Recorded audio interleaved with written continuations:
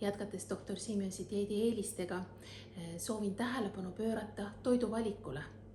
Toiduvalik on meil piiratud, ses mõttes, et see jääb ruttu meelde, millised toiduained on doktor Simensi dieedi ajal lubatud.